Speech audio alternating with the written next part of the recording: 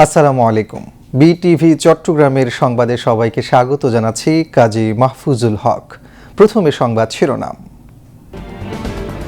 যথাযথ ধর্মীয় মর্যাদায় সারা দেশে উদযাপিত হচ্ছে পবিত্র ঈদে মিলাদুন্নবী। দিবসটি উপলক্ষে মুসলিম উম্মাহকে রাষ্ট্রপতি ও প্রধানমন্ত্রীর অভিনন্দন।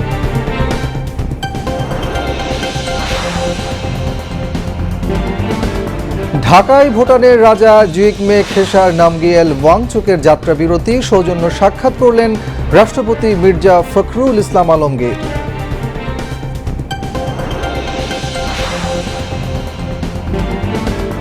জ্বালানি খাতে ফ্যাসিস্ট হাসিনা সরকারের সীমাহীন দুর্নীতি ও লুটপাট বর্তমান সংকটের জন্য দায়ী বলছেন বিশ্লেষকরা।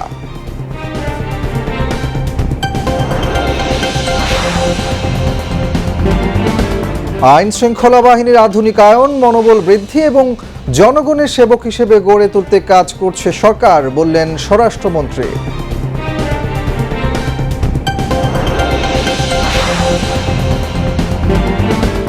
নির্বাচনী ইশতেহার অনুযায়ী জনগণের চাহিদা পূরণে কাজ করছে সরকার, জানালেন বিএনপির ভারপ্রাপ্ত মহাসচিব।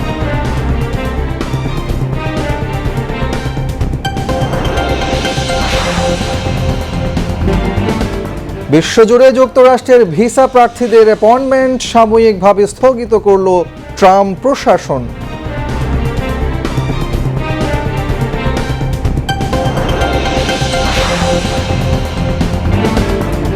এবং আসিয়ান কাপ ফুটবলের জন্য প্রাথমিক দল ঘোষণা বাফুফের।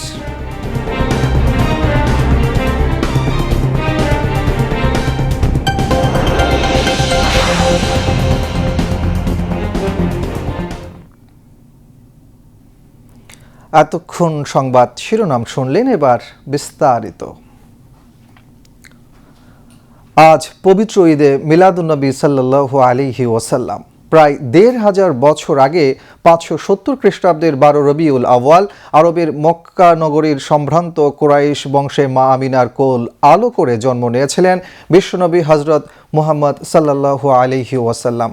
দিনটি মুসলিম উম্মার কাছে পবিত্র ঈদে মিলাদুন্নবী সাল্লাল্লাহু আলাইহি ওয়াসাল্লাম নামে পরিচিত। যথাযথ ধর্মীয় ভাব গাম্ভীর্যের সাথে পবিত্র ঈদে মিলাদুন্নবী উদযাপন করছে সরকার, বিভিন্ন রাজনৈতিক দল ও সংগঠন। এ উপলক্ষে ইসলামিক ফাউন্ডেশনের উদ্যোগে পক্ষকালব্যাপী বর্ণাঢ্য অনুষ্ঠানমালার আয়োজন করা হয়েছে। এদিকে ঈদে মিলাদুন্নবী সাল্লাল্লাহু আলাইহি ওয়াসাল্লাম উপলক্ষে রাষ্ট্রপতি মির্জা ফখরুল ইসলাম আলমগীর ও প্রধানমন্ত্রী তারেক রহমান পৃথক বাণীতে বিশ্বের মুসলিম উম্মাহকে অভিনন্দন জানিয়েছেন। পবিত্র ঈদে মিলাদুন্নবী সাল্লাল্লাহু আলাইহি ওয়াসাল্লাম উপলক্ষে দেয়া বাণীতে রাষ্ট্রপতি মির্জা ফখরুল ইসলাম আলমগীর দেশবাসী ও বিশ্বের সকল মুসলমানকে আন্তরিক শুভেচ্ছা ও মোবারকবাদ জানিয়েছেন। মহানবী হযরত মুহাম্মদ সাল্লাল্লাহু আলাইহি ওয়াসাল্লামের আগমন মানব জাতির ইতিহাসে সর্বশ্রেষ্ঠ ও যুগান্তকারী ঘটনা উল্লেখ করে রাষ্ট্রপতি বলেন, তিনি জাতি, ধর্ম, বর্ণ, গোষ্ঠী নির্বিশেষে সমগ্র মানব জাতির জন্য ইহকাল ও পরকালের কল্যাণ ও মুক্তির দূত হিসেবে আবির্ভূত হন। রাষ্ট্রপতি বলেন, বর্তমান যুদ্ধ, সংঘাত, হিংসা, বৈষম্য ও অসহিষ্ণুতার বিপর্যস্ত বিশ্বে মহানবী হযরত মুহাম্মদ সাল্লাল্লাহু আলাইহি ওয়াসাল্লামের শান্তি, ন্যায়, সহনশীলতা, ভালোবাসা ও মানবিকতার আদর্শ ততোধিক প্রাসঙ্গিক।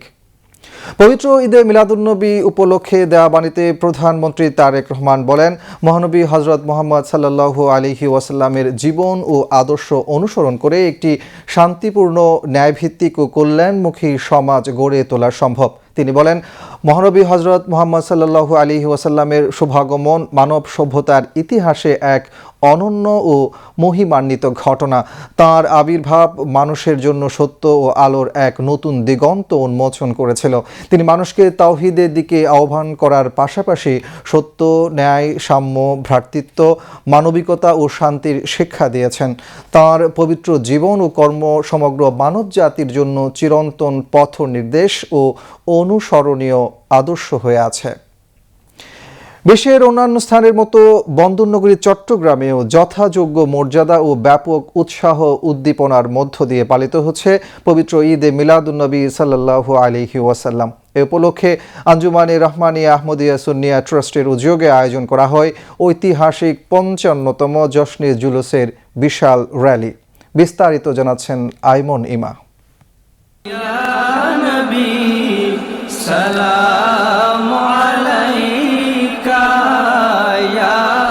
লাখো লাখো মুসল্লির জনতার কণ্ঠে ইয়া নবী সালামু আলাইকা ধ্বনিতে মুখরিত চট্টগ্রাম।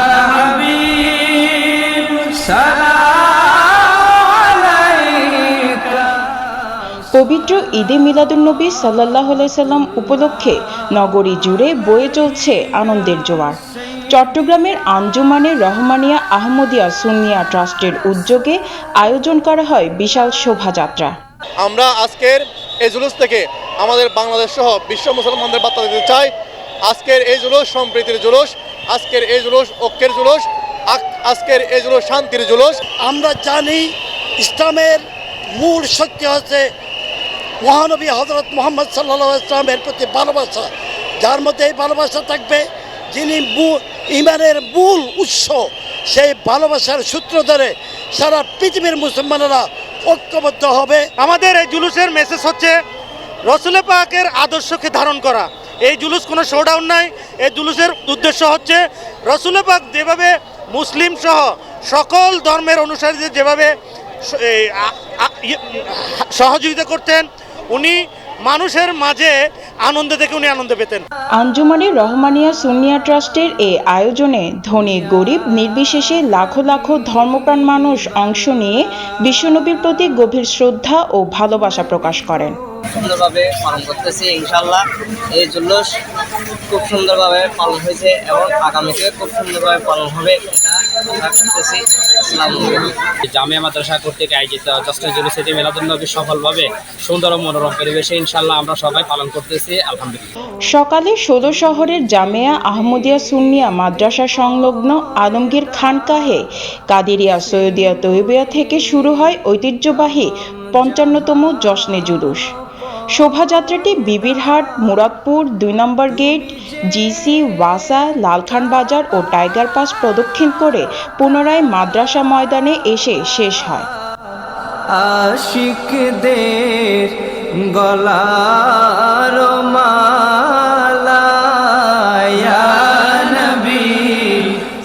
এবারের জশ্নে জুলুসের নেতৃত্ব দেন দরবারের সিরিকোটের সাজ্জাদানশীন পীর আল্লামা সৈয়দ মোহাম্মদ সাবির শাহ। এতে বিশেষ অতিথি হিসেবে অংশ নেন সাহেবজাদা সৈয়দ মোহাম্মদ কাশেম শাহ ও সাহেবজাদা সৈয়দ মোহাম্মদ আকিব আহমেদ শাহ। এর আগে সকালে আলমগীর খানকাহে আয়োজিত ব্রিফিংয়ে পীর আল্লামা সৈয়দ মোহাম্মদ সাবির শাহ পবিত্র ঈদে মিলাদুন্নবী সাল্লাল্লাহু আলাইহি সাল্লামের মূল তাৎপর্য তুলে ধরেন এবং বিশ্ব মুসলিম উম্মার শান্তি ও সমৃদ্ধি কামনা করেন। মোনাজাতের মাধ্যমে বিশ্ব শান্তি কামনা করে সমাপ্তি ঘটে এই ঐতিহাসিক জশ্নে জুলুসে। আইমন ইমা, বাংলাদেশ টেলিভিশন, চট্টগ্রাম।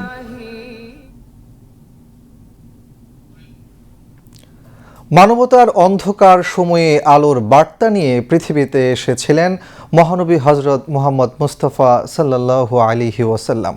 তার জীবন ছিল সত্য, ন্যায়, ক্ষমা, সহমর্মিতা ও মানবিকতার অনন্য দৃষ্টান্ত। 12 রবিউল আউয়ালকে ঘিরে মুসলিম বিশ্বে স্মরণ করা হয় তাঁর পবিত্র জীবন ও আদর্শকে। শুধু স্মরণ নয়, বরং আজকের সমাজে তাঁর শিক্ষা কতটা প্রাসঙ্গিক এবং আমাদের জীবনে সেই আদর্শের প্রতিফলনই বা কতটুকু, সেই পর্যালোচনা এখন সময়ের দাবি। মহানবী মুহাম্মদ মুস্তাফা সাল্লাল্লাহু আলাইহি ওয়াসাল্লামের জীবন আদর্শের অনন্য দিকগুলোই এখন তুলে ধরছেন আমাদের সহকর্মী আলাউদ্দিন মজুমদার। যখন পৃথিবী জুড়ে নেমে এসেছিল অন্ধকার, অন্যায়, অবিচার, হিংসার বিভেদে বিপর্যস্ত মানব সমাজ, ঠিক তখনই মক্কার পবিত্র ভূমিতে আগমন ঘটে এক মহামানবের, যার আলোয় বদলে যায় অন্ধকারে নিমজ্জিত একটি সমাজ, যার আদর্শ ছড়িয়ে পড়ে গোটা বিশ্বে। তিনিই আমাদের প্রিয় নবী হযরত মুহাম্মদ মুস্তাফা সাল্লাল্লাহু আলাইহি ওয়াসাল্লাম, শেষ নবী, মানবতার মুক্তির দূত। তার আগমন শুধু একটি ঐতিহাসিক ঘটনা নয়, বরং মানব সভ্যতার জন্য সত্য, ন্যায়, শান্তি ও মানবিকতার এক নতুন অধ্যায়ের সূচনা। মুহাম্মদুর রাসূলুল্লাহ সাল্লাল্লাহু আলাইহি ওয়াসাল্লামের যখন আবির্ভাব হয়েছে, তখন শুধু শিরিক প্রচলিত হয়েছে তাই নয়, বরং চরিত্রগত দিক থেকে মানুষ অপরাধ করাকে এটা ডেসপারেটলি করতো এবং সেটাকে তাদের একটা মানে সাহসিকতা মনে করতো। রসুলুল্লাহ সাল্লাল্লাহু আলাইহি ওয়াসাল্লাম শুধু একটি জাতি বা ভূখণ্ডের জন্য আসেননি, বরং তার শিক্ষা ছিল সমগ্র মানব জাতির জন্য। সততা, আমানতদারি, ক্ষমা, প্রতিবেশীর অধিকার, অসহায়ের পাশে দাঁড়ানো, তার জীবনের প্রতিটি অধ্যায়ে ফুটে ওঠে মানবিকতার অনন্য দৃষ্টান্ত। মানুষের শরীরের মধ্যে বিভিন্ন গুনার আগাছা, কাম, ক্রোধ, লোভ, হিংসা, বিদ্বেষ, বিভিন্ন গুনার আগাছা তৈরি হয়। রাসূল পাক সাল্লাল্লাহু আলাইহি ওয়াসাল্লাম সেই সাহাবীদের থেকে তাদের সমস্ত গুনার বীজকে উকড়ে ফেলেছেন এবং সমস্ত মানবীয় গুণাবলী, সবর, শুকুর, তাওয়াক্কুল, তাকওয়া, ঈমান, একিন সহ যত ভালো গুণাবলী আছে সমস্ত ভালো গুণাবলী তাদের মধ্যে ঢুকিয়েছেন। আজকের পৃথিবীতেও যখন হিংসা, সংঘাত, অসহিংসতা ও নৈতিক অবক্ষয়ের নানা সংকট তৈরি হয়েছে, তখন মহানবী সাল্লাল্লাহু আলাইহি ওয়াসাল্লামের জীবন আদর্শের প্রাসঙ্গিকতা আরও গভীরভাবে সামনে এসেছে। বাংলাদেশেও ঈদে মিলাদুন্নবী সাল্লাল্লাহু আলাইহি ওয়াসাল্লাম উপলক্ষে আলোচনা এবং বিভিন্ন ধর্মীয় ও সামাজিক কর্মসূচি ও আচার অনুষ্ঠান পালন করেন ধর্মপ্রাণ মুসলমানরা। নবুয়তের সাথে সাথে রসুলের সবচেয়ে বড় উপাধি যেটা হলো রহমতুল্লিল আলামিন, বিশ্ববাসীর জন্য রহমত। বিশ্ববাসীর জন্য রহমত অর্থ হলো একজন অমুসলিম হোক, মুসলিম হোক, সে জীব হোক, প্রত্যেকের জন্য রহমত। তবে প্রিয় নবী সাল্লাল্লাহু আলাইহি ওয়াসাল্লামের আগমনের স্মরণ কেবল আলোচনা কিংবা আনুষ্ঠানিকতার মধ্যে সীমাবদ্ধ থাকলে এর প্রকৃত শিক্ষা অপূর্ণ থেকে যায়। তার প্রতি ভালোবাসার সবচেয়ে বড় বহিঃপ্রকাশ হতে পারে তার দেখানো পথে চলা, সত্য বলা, আমানত রক্ষা করা, অন্যের অধিকার নিশ্চিত করা এবং মানুষের প্রতি দয়া ও সহমর্মিতার মধ্য দিয়ে। প্রকৃত মুমিন হল ওই ব্যক্তি যার কথা, যার অঙ্গ প্রত্যঙ্গের ব্যবহার দ্বারা সমস্ত মানব জাতি হেফাজত থাকবে। রাসূল সাল্লাল্লাহু আলাইহি ওয়াসাল্লাম মানবতার মূর্ত প্রতীক ছিলেন। একজন নবীর আগমন বদলে দিয়েছিল একটি সমাজ, বদলে দিয়েছিল ইতিহাসের গতিপথ। তাই মিলাদুন্নবীর প্রকৃত শিক্ষা শুধু প্রিয় নবীকে স্মরণে নয়, বরং তার আদর্শকে জীবনে ধারণ করা। রাসূলের প্রতি ভালোবাসা কথায় নয়, বরং কর্মে তার সুন্নাহ ব্যক্তি, সমাজ ও মানবতার পথ চলায় আলোকবর্তিকা হয়ে থাকবে। সেটি হোক আজকের দিনে আমাদের সকলের অঙ্গীকার। Alauddin Majumdar, VTV news, Dhaka. চট্টগ্রামে বায়তুল শরফ আঞ্জুমনে ইত্তেহাদ বাংলাদেশের উদ্যোগে পবিত্র মিলাদুন্নবী সাল্লাল্লাহু আলাইহি ওয়াসাল্লাম উপলক্ষে আয়োজিত 5 দিনব্যাপী কর্মসূচির চতুর্থ দিনে অনুষ্ঠিত হয়েছে গুণীজন সংবর্ধনা ও বায়তুল শরফ স্বর্ণপদক প্রদান অনুষ্ঠান। নগরীর ধনিয়ালাপাড়ার বায়তুল শরফ কমপ্লেক্সে আয়োজিত অনুষ্ঠানে 4 বিশিষ্ট ব্যক্তিকে সংবর্ধনা দেওয়া হয়। তারা হলেন সাবেক ধর্ম উপদেষ্টা আল্লামা ডক্টর আফম খালিদ হোসেন, চট্টগ্রাম সিটি কর্পোরেশনের মেয়র ডাক্তার শাহাদাত হোসেন, ঢাকা বিশ্ববিদ্যালয়ের সাবেক উপাচার্য প্রফেসর ডক্টর নিয়াজ আহমদ খান এবং দৈনিক নয়া দিগন্তের সম্পাদক সালাউদ্দিন মোহাম্মদ বাবর। রাষ্ট্রীয় সফরে দেশের বাইরে থাকায় মেয়র ডাক্তার শাহাদাত হোসেনের পক্ষে সংবর্ধনা গ্রহণ করেন সিটি কর্পোরেশনের ভারপ্রাপ্ত প্রধান নির্বাহী কর্মকর্তা আশরাফুল আমিন। অনুষ্ঠানে বক্তারা বলেন, আধ্যাত্মিকতার পাশাপাশি শিক্ষা, গবেষণা ও মানব সেবায় বায়তুল শরফ গুরুত্বপূর্ণ ভূমিকা পালন করে আসছে। বায়তুল শরফের রাহবার আল্লামা শাইখ মোহাম্মদ আব্দুল হাই নদভী বলেন, গুণীজনকে সম্মান জানানোর মাধ্যমে নতুন প্রজন্মকে ভালো কাজে উৎসাহিত করা সম্ভব। সমাজে শান্তি ও শৃঙ্খলা প্রতিষ্ঠায় ইসলামের আদর্শ অনুসরণের উপরও গুরুত্ব আরোপ করেন তিনি। অনুষ্ঠানে বায়তুল শরফের নেতৃবৃন্দ, আলেম ওলামা ও বিভিন্ন শ্রেণী পেশার বিশিষ্ট ব্যক্তিরা উপস্থিত ছিলেন। সিঙ্গাপুর থেকে ভুটান ফেরার পথে ভোরে ঢাকায় যাত্রা বিরতি করেন ভুটানের রাজা জিগমে খেসার নামগেল ওয়াংচুক। হযরত শাহজালাল আন্তর্জাতিক বিমানবন্দরে ভুটানের রাজাকে স্বাগত জানান রাষ্ট্রপতি মির্জা ফখরুল ইসলাম আলমগীর।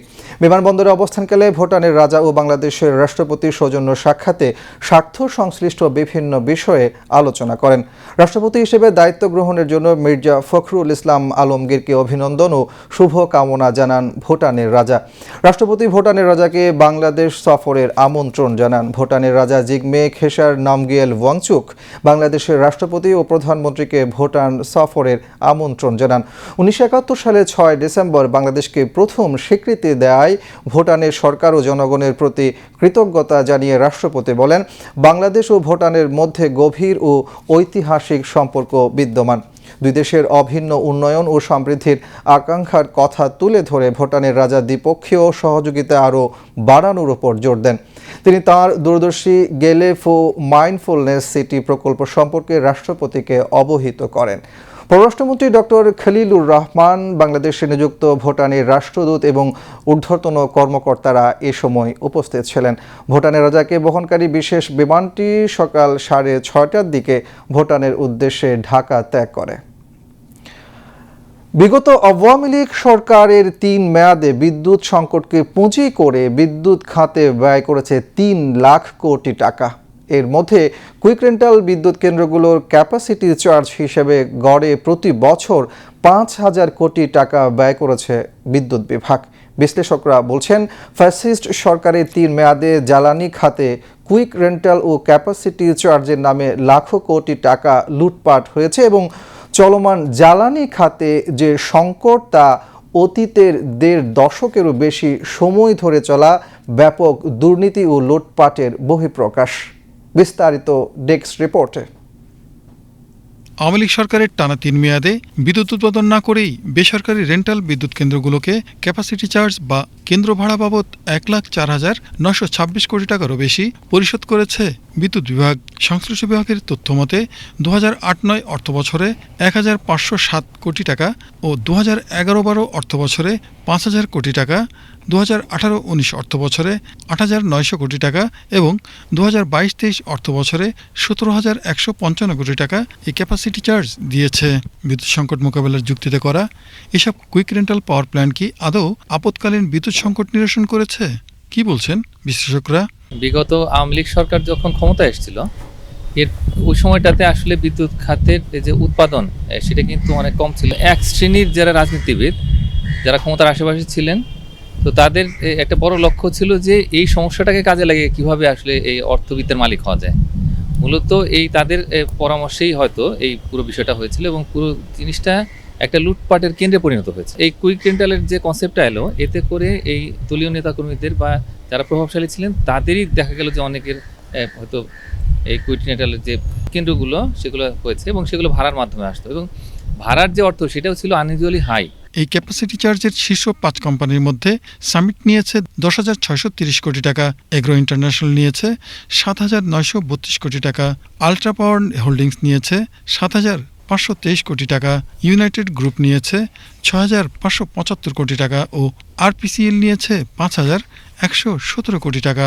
ফ্যাসিস্ট সরকারের আমলে বেসরকারি ও ভাড়াভিত্তিক রেন্টাল ও কুইক রেন্টাল বিদ্যুৎ কেন্দ্রগুলো থেকে পর্যাপ্ত বিদ্যুৎ উৎপাদন না হলেও ক্যাপাসিটি চার্জ বা কেন্দ্র ভাড়ার নামে বিপুল অঙ্কের অর্থ লোপাট হয়েছে। ওগুলো যদি বসেও থাকে তারপরে তাদেরকে আসলে ক্যাপাসিটি চার্জ দিতে হবে এবং এরপরে যখন নতুন নতুন বিদ্যুৎ কেন্দ্র তৈরি হয়ে গেল তারপরে ওদেরকে বছরের পর বছর চার্জ দিতে হচ্ছিল এবং এতে করে আসলে জনগণের যে কষ্টার্জিত করের অর্থ সেখান থেকে হাজার হাজার কোটি টাকা কিন্তু চলে গেছে। আমরা এ সময় যখন দেখতে পেয়েছি যে 28 লাখ কোটি টাকা যেটা আসলে বাইরে চলে গেছে, তার মধ্যে আসলে এই যে বিদ্যুৎ কেন্দ্র বা যে সমস্ত কুইক রেন্টাল সেগুলোর অর্থ কিন্তু আছে।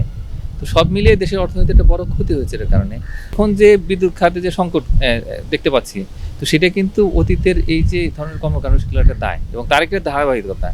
দ্রুত সময়ে বিদ্যুৎ উৎপাদনের নামে এই কুইক রেন্টালের আড়ালে অর্থ লোপাটের আইনি ভিত্তি দিতে বিশেষ আইন প্রণয়ন করেছিল আওয়ামী লীগ সরকার। একেবারে অস্বাভাবিকভাবে যে এখান থেকে অর্থ নেওয়া, তো সেইটাকে যাতে কন্টিনিউ করা যায়, তো সেটার জন্যই কিন্তু আসলে দায়মুক্তি আইনটা হয়েছে, যাতে কেউ এটা নিয়ে প্রশ্ন তুলতে না পারেন। একদিকে হলো যে জনগণের অর্থ মানে অস্বাভাবিকভাবে নিয়ে যাওয়া হচ্ছে, আর আরেকটা হচ্ছে যে এটা যাতে কেউ কোনো প্রশ্নের মধ্যে না তোলে, তো সেটার জন্য আইন করা। Sheikh Ali, BTV news. স্বরাষ্ট্রমন্ত্রী ও বিএনপি স্থায়ী কমিটির সদস্য সালাউদ্দিন আহমদ বলেছেন, আইনশৃঙ্খলা বাহিনীর আধুনিকায়ন, মনোবল বৃদ্ধি এবং জনগণের সেবক হিসেবে গড়ে তুলতে কাজ করছে সরকার। আজ রাজধানীর নয়াপল্টনে বিএনপির কেন্দ্রীয় কার্যালয়ের সামনে পবিত্র ঈদে মিলাদুন্নবী সাল্লাল্লাহু আলাইহি ওয়াসাল্লাম উপলক্ষে দোয়া ও মিলাদ মাহফিল অনুষ্ঠানে প্রধান অতিথির বক্তব্যে তিনি কথা বলেন। তিনি বলেন, বর্তমান সরকার দায়িত্ব নেওয়ার পর থেকে এমন একটি ঘটনাও ঘটেনি যেটির বিষয়ে দ্রুত পদক্ষেপ নেওয়া হয়নি। সালাউদ্দিন আহমেদ আরও বলেন, রসুল সাল্লাল্লাহু আলাইহি ওয়াসাল্লামের জীবন আদর্শ মতো চললে দেশে বিশৃঙ্খলা থাকবে না, অর্থনৈতিক ন্যায় বিচার প্রতিষ্ঠা হলে পৃথিবীর কোথাও অশান্তি থাকবে না। অনুষ্ঠানে বিএনপির ভারপ্রাপ্ত মহাসচিব রুহুল কবির রিজভী বলেন, দেশের মানুষ খেয়ে পড়ে শান্তিতে বসবাস করতে চায়। বিএনপি সরকার নির্বাচন ইশতেহার অনুযায়ী মানুষের এসব চাহিদা পূরণে কাজ করে যাচ্ছে। বিশ্বনবীর আদর্শ অনুসরণ করলে সমাজে শান্তি প্রতিষ্ঠিত হবে, তার দেখানো পথে সকলকে চলার আহ্বান জানান তিনি। এ সময় বিএনপির অন্যান্য নেতৃবৃন্দ উপস্থিত ছিলেন। এই পৃথিবীর এক শ্রেষ্ঠ মানব যার জীবনালক্ষ্য নিয়ে আমরা এখানে আলোচনা করছি আজ ঈদে মিলাদুন্নবী। সেই ঈদে মিলাদুন্নবীতে এটি অঙ্গীকার হোক যে আজকে সরকারের যে নির্বাচনের প্রাক্কালে যে সমস্ত অঙ্গীকার আজকে ক্রমান্বয়ে ক্রমাগতভাবে বাস্তবায়ন হচ্ছে, সেই বাস্তবায়নের মধ্যে আমাদেরকে আরও অঙ্গীকার আইনের শাসনকে সুপ্রতিষ্ঠিত করা। আর আইনের শাসন সুপ্রতিষ্ঠিত মানে সেখানে কে ক্ষমতাশালী, কার হাতে বেশি ক্ষমতা, কার হাতে কম ক্ষমতা সেটি নয়। যে অপরাধ করবে সে আইনের আওতায় আসবে, তার বিচার হবে। শৃঙ্খলা বাহিনীর আধুনিকায়ন, মনোবল বৃদ্ধি করা, তাদেরকে জনগণের সেবক হিসাবে কাজ করতে অনুপ্রাণিত করা, এই কাজগুলো একসাথে করতে হবে, যা আমরা করে যাচ্ছি। সরকারের 6 মাস অতিবাহিত হয়েছে। এই দায়িত্ব নেওয়ার পরে একটি ঘটনাও নাই, এমন কোনো অপরাধ নাই যেটা সংগঠিত হওয়ার পরই পুলিশ বাহিনী সেটা গ্রেফতার করতে পারে নাই বা বিচারের আওতায় আনা নাই। রাসূলুল্লাহ সাল্লাল্লাহু আলাইহি ওয়াসাল্লামের প্রদত্ত অনুশীলনকৃত যেই পথ, সেই পথ আমরা অনুসরণ করে আমাদের দেশে শান্তি প্রতিষ্ঠা করি, ন্যায় বিচার প্রতিষ্ঠা করি, সামাজিক শৃঙ্খলা ব্যক্তি জীবনে, পারিবারিক জীবনে, সামাজিক জীবনে এবং রাষ্ট্রীয় জীবনে আমরা প্রতিষ্ঠা করি। এটাই হোক আমাদের শিক্ষা। আগামী 1 সেপ্টেম্বর দলের 48তম প্রতিষ্ঠা বার্ষিকী উপলক্ষে বিভিন্ন কর্মসূচি পালন করবে বিএনপি। আজ রাজধানীর নয়াপল্টনে বিএনপির কেন্দ্রীয় কার্যালয়ে এক যৌথ সভায় এ তথ্য জানান দলের ভারপ্রাপ্ত মহাসচিব রুহুল কবির রিজভী। তিনি বলেন, 1 সেপ্টেম্বর সকাল 9টায় শেরে বাংলা নগরে দলের প্রতিষ্ঠাতা জিয়াউর রহমান এবং সাবেক প্রধানমন্ত্রী খালেদা জিয়ার সমাধিতে শ্রদ্ধা নিবেদন করবেন বিএনপির চেয়ারম্যান ও প্রধানমন্ত্রী তারেক রহমান। এছাড়া 5 সেপ্টেম্বর আলোচনা সভায় বক্তব্য রাখবেন শীর্ষ নেতারা। অপরদিকে সেপ্টেম্বরের উপযুক্ত সময়ে আরও 2টি কর্মসূচি পালন করা হবে। যৌথ সভায় বিএনপির যুগ্ম মহাসচিব, ঢাকা মহানগর উত্তর ও দক্ষিণের আহ্বায়ক, সদস্য সচিব এবং অঙ্গ ও সহযোগী সংগঠনের নেতৃবৃন্দ উপস্থিত ছিলেন। আগামী 1 সেপ্টেম্বর বিএনপির 48তম প্রতিষ্ঠা বার্ষিকী। এই দলটি প্রতিষ্ঠিত করেছিলেন এদেশের এক ক্ষণজন্মা পুরুষ, যিনি আমাদের মাতৃভূমির মুক্তির জন্য দিশাহীন জাতিকে স্বাধীনতার ঘোষণা দিয়ে উজ্জীবিত করেছিলেন এবং জনগণকে এবং জনগণের মধ্যেকার নানা শ্রেণী পেশার মানুষকে, ছাত্র, শিক্ষক, কৃষক, শ্রমিককে মুক্তিযুদ্ধে অবতীর্ণ হওয়ার প্রেরণা জুগিয়েছিলেন। এবার আন্তর্জাতিক সংবাদ।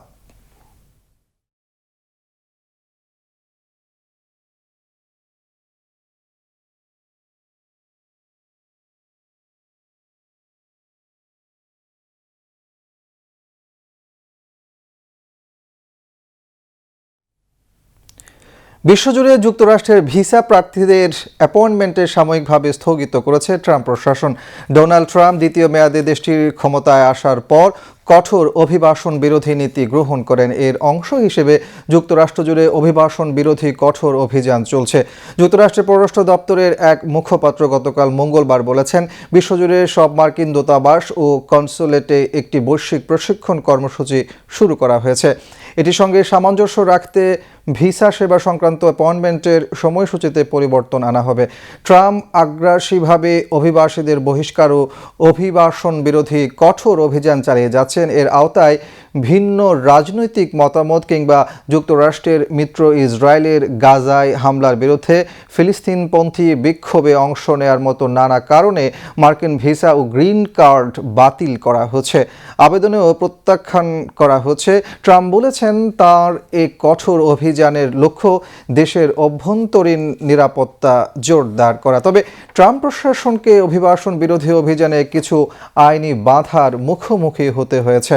গত শুক্রবার যুক্তরাষ্ট্রের একজন বিচারক প্রশাসনের এমন একটি নীতি বাতিল করেছেন, যার অধীনে বাংলাদেশ সহ ৭৫টি দেশের আবেদনকারীদের অভিবাসী ভিসা দেয়া স্থগিত করা হয়েছিল। বিচারক বলেন, ওই নীতির মাধ্যমে পররাষ্ট্রমন্ত্রী মার্কো রুবিও তার আইনি ক্ষমতার সীমা অতিক্রম করেছেন। উল্লেখ্য, ২০২৪ সালের নির্বাচনী প্রচারে ট্রাম্প অবৈধ অভিবাসন বন্ধ করার প্রতিশ্রুতি দিয়েছিলেন। এখন ক্ষমতায় আসার পর তার প্রশাসন বৈধ অভিবাসনকেও কঠিন করে তুলেছে। একটি সরু জলপথ মাত্র ৫৪ কিলোমিটার চওড়া, কিন্তু এই সরু পথের উপরে দাঁড়িয়ে আছে গোটা বিশ্বের অর্থনীতির ভবিষ্যৎ। এখানে একবার ঢেউ উঠলে কেঁপে ওঠে তেলের বাজার, কেঁপে ওঠে পৃথিবীর নিঃশ্বাস। এর নাম হরমুজ প্রণালী। আর এই হরমুজকে ঘিরেই ইরান ছুড়ে দিল এক নতুন বার্তা। সেই বার্তা শান্তিরও আবার হুঁশিয়ারিরও। সীমা শারমিনের প্রতিবেদন। ৪০ দিন ধরে বন্ধ দরজার আড়ালে আলোচনা চলছে তেহরান আর ওমানের মধ্যে। অবশেষে পর্দা সরল। ইরান ওমান মিলে ঠিক করেছে হরমুজ প্রণালীর বুক চিরে তৈরি হবে ১১ কিলোমিটার প্রশস্ত একটি অস্থায়ী নৌপথ। জাহাজ চলবে, কিন্তু শর্ত সাপেক্ষে। ইরানের উপপররাষ্ট্রমন্ত্রী কাজেম গরিবাবাদি জাতির সামনে এসে স্পষ্ট করে দিলেন হিসেবটা। তিনি বললেন, এই নৌপথের জন্ম মানেই হরমুজের মুক্তি নয়, প্রবেশ পথ থাকবে ইরানের জলসীমায়, প্রস্থান পথের একাংশ ছুঁয়ে যাবে ইরানের উপকূল, অর্থাৎ চাবিটা এখনও তেহরানের হাতেই। তার কণ্ঠে ছিল দৃঢ়তা। তিনি ঘোষণা করলেন, যতক্ষণ না যুক্তরাষ্ট্র তাদের সই করা পরমাণু সমঝোতা স্মারকের প্রতিটি শর্ত অক্ষরে অক্ষরে পালন করছে, ততক্ষণ হরমুজ বন্ধই থাকবে। যারা প্রচার করছে প্রণালীর বুকে দিব্যি জাহাজ চলছে, তাদের উদ্দেশ্যে তার জবাব ছিল এক কথায়, সম্পূর্ণ ভিত্তিহীন। আর এই ঘোষণার পেছনে ভেসে ওঠে আরেকটি নাম, ডোনাল্ড ট্রাম্প। তিনি একসময় দাবি করেছিলেন হরমুজের সব মাইন নিষ্ক্রিয়, হুমকি দিয়েছিলেন নতুন মাইন দেখলেই গুড়িয়ে দেয়া হবে। কিন্তু ইরান শুধু হুঁশিয়ারিতেই থেমে থাকেনি, তারা কূটনীতির হাতও বাড়িয়েছে। পররাষ্ট্রমন্ত্রী আব্বাস আরাকচি ফোন তুলেছেন পাকিস্তানের সেনাপ্রধান আসিম মনিরের কাছে, কথা বলেছেন কাতারের প্রধানমন্ত্রী শেখ মোহাম্মদ বিন আবদেল রহমানের সঙ্গে। উদ্দেশ্য একটাই, অঞ্চলের দম বন্ধকর পরিস্থিতিতে শান্তির জন্য আরও আলোচনা, আরও যৌথ প্রচেষ্টা। তাহলে বিষয়টা কি দাঁড়ালো? একদিকে ওমানের সঙ্গে সীমিত ছাড়, অন্যদিকে যুক্তরাষ্ট্রের প্রতি কঠিন শর্ত, আর মাঝখানে দাঁড়িয়ে হরমুজ। পৃথিবীর সবচেয়ে আলোচিত হরমুজের ৫৪ কিলোমিটার এই প্রশস্ততা। এখন প্রশ্ন একটাই, এই অস্থায়ী পথ কি শান্তির শুরু, নাকি আরও বড় সংঘাতের পূর্বাভাস? Seema Sharmin, VTV news. পাকিস্তানের ইসলামাবাদের Pakistan institute of medical sciences হাসপাতালের স্ত্রী রোগ ও প্রসূতি বিভাগের ওয়ার্ডে অগ্নিকাণ্ডের ঘটনায় অন্তত ১৫ নবজাতক মারা গেছে। আজ হাসপাতাল কর্তৃপক্ষ এ তথ্য নিশ্চিত করেছে। হাসপাতালটির কর্মকর্তারা জানান, ওই ওয়ার্ডে নবজাতকদের রাখার কক্ষে মোট ১৬টি শিশু ছিল। একজনকে উদ্ধার করা সম্ভব হয়েছে। উদ্ধারকারী দল জানিয়েছে, সকাল ৬টা৪৫ দিকে আগুনের সূত্রপাত হয়। ধারণা করা হচ্ছে, শীতাতপ নিয়ন্ত্রণ যন্ত্রের কম্প্রেসর বিস্ফোরণের পর ওই কক্ষে আগুন ছড়িয়ে পড়ে, পরে আগুন নিয়ন্ত্রণে আনা গেছে। দেশটির জেলা প্রশাসনের পক্ষ থেকে বলা হয়েছে, হাসপাতালটির 3য় তলায় লাগা আগুনে 14 শিশু পুরোপুরি দগ্ধ হয়েছে। খবর পেয়ে উদ্ধারকারী দল দ্রুত ঘটনাস্থলে পৌঁছায়। ফায়ার সার্ভিসের 6টি গাড়ি ও 4টি অ্যাম্বুলেন্স সেখানে উদ্ধার কাজে অংশ নেয়। অগ্নিকাণ্ডে অতিরিক্ত উপকমিশনারের নেতৃত্বে একটি তদন্ত কমিটি গঠন করা হয়েছে। কমিটি আগুন লাগার কারণ খুঁজবে এবং কিভাবে এ ঘটনা ঘটল সেটা খতিয়ে দেখবে। আবারও দেশের খবর। এবার সংবাদের সত্যতা যাচাই ভিত্তিক পরিবেশনা, ফ্যাক্ট চেক, সত্য জানো।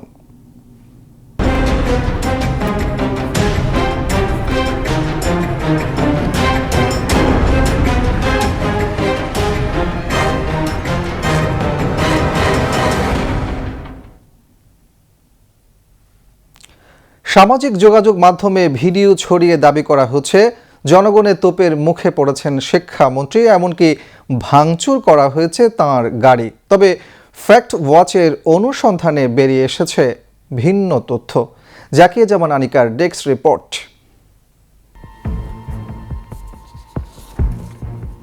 শিক্ষামন্ত্রী নিজ এলাকায় জনগণের তীব্র তোপের মুখে ভেঙেছে মন্ত্রীর গাড়ি, এমন ক্যাপশনে সম্প্রতি ফেসবুকে ছড়িয়ে পড়েছে একটি ভিডিও। ভিডিওতে একটি গাড়িকে ঘিরে উত্তেজনাকর পরিস্থিতি এবং ভাঙচুরের দৃশ্য দেখা যায়।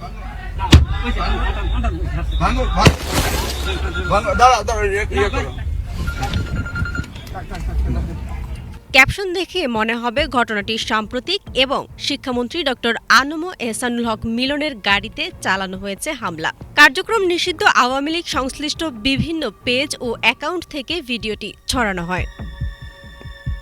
তবে ফ্যাক্ট ওয়াচের অনুসন্ধানে দেখা যায় দাবিটি সঠিক নয়।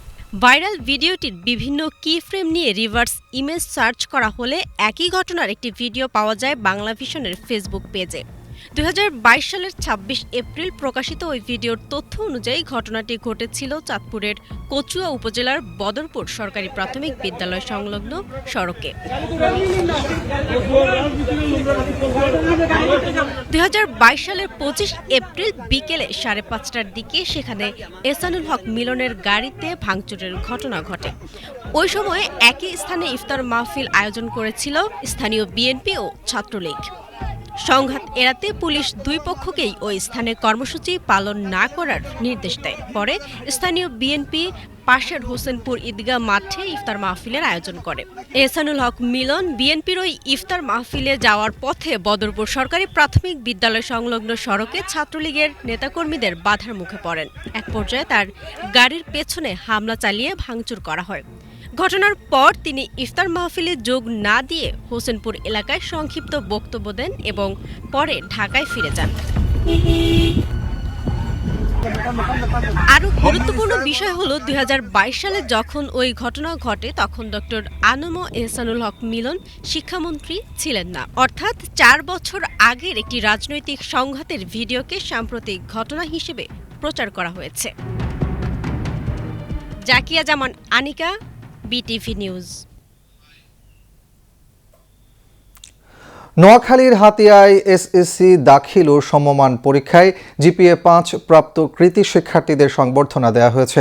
গতকাল বিকেলে দ্বীপ উন্নয়ন সংস্থার ট্রেনিং সেন্টার মিলনায়তনে উপজেলা ও পৌরসভা ছাত্রদলের উদ্যোগে এ অনুষ্ঠানের আয়োজন করা হয়।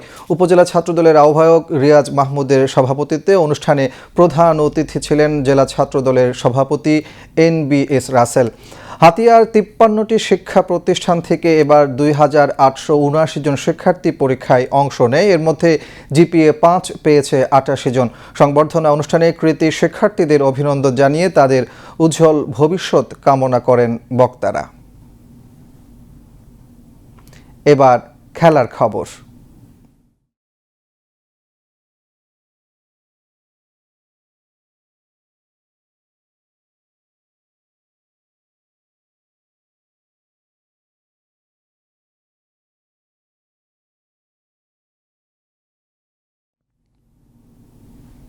ফুটবল। ইন্দোনেশিয়ায় অনুষ্ঠিতব্য ফিফা আসিয়ান কাপের জন্য 28 সদস্যের প্রাথমিক দল ঘোষণা করেছে বাংলাদেশ ফুটবল ফেডারেশন বাফুফে। বিদেশি লিগে খেলা খেলোয়াড় হামজা চৌধুরী, সমিত সোম, তারিক কাজী, জয়ান আহমেদ ও ফাহমিদুল ইসলাম এ তালিকায় নেই। তারা পরে দলে যোগ দেবেন। প্রধান কোচ টমাস ডুলির অধীনে কাল থেকে শুরু হবে জাতীয় দলের ক্যাম্প। জাতীয় দলের হয়ে এখনও মাঠে নামেননি 28 জনের প্রাথমিক দলে এমন খেলোয়াড় আছেন 3 জন, 2 জন ফরওয়ার্ড সৌরভ দেওয়ান ও মিনহাজুল করিম এবং ডিফেন্ডার আবদুল্লাহ উমর। দক্ষিণ পূর্ব এশিয়ার দেশগুলোকে নিয়ে প্রথমবারের মতো মাঠে গড়াচ্ছে ফিফা আসিয়ান কাপ। ফিফা আরব কাপের আদলে এই টুর্নামেন্ট আয়োজনের সিদ্ধান্ত হয় গত বছর। চলতি বছরে ফিফা কংগ্রেসে এটি চূড়ান্ত অনুমোদন পায়। আসিয়ানভুক্ত 11টি দেশের সঙ্গে চীন, ভারত ও হংকংকে আমন্ত্রণ জানানো হয়েছিল এবারের টুর্নামেন্টে। ভারতের মতো চীনও নাম সরিয়ে নেয়। চীনের জায়গায় আগেই পাকিস্তানকে নেওয়া হয়েছিল। ভারতের বদলে আমন্ত্রণ জানানো হয়েছে বাংলাদেশকে। 24 সেপ্টেম্বর থেকে 4 অক্টোবর ইন্দোনেশিয়ায় অনুষ্ঠিত হবে এই টুর্নামেন্ট। এবার আবহাওয়ার খবর।